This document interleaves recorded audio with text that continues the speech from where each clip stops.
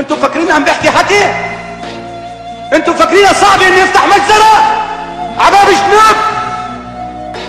مين بيقدر يوقفها ساعتها؟ نحن اذا عم نتحلى بالعقل لمصلحتنا ومصلحة ديننا وبلدنا ومؤسساته، مش معناتها انه نحن ضعاف وانتم بلد. وقسما بالله لحالي بنزل بكسر اكبر راس وبستشهد بعد ذلك، والموت ولا المذله. يا عم برفيق الحريري اللي هو بسموه معتدل، هو لانه انا مش موافق على هذه المصطلحات، واللي هو قدم لهم وبيقدم لهم هالقد مجرم حرب بكل ما تحمل الكلمه بمعنى. الناس اللي خدعت بلحيته وعمامته، بس هو مجرم حرب.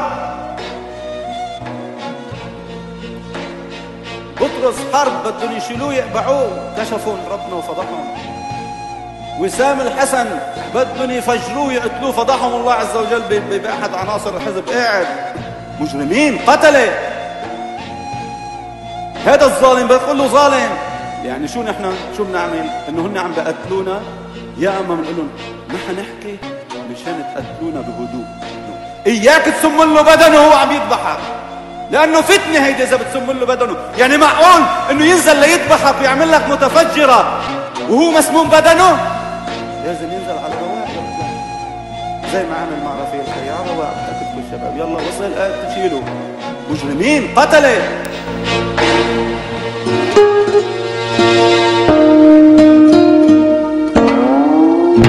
وين اللي عمر بلد اللي اتدمر؟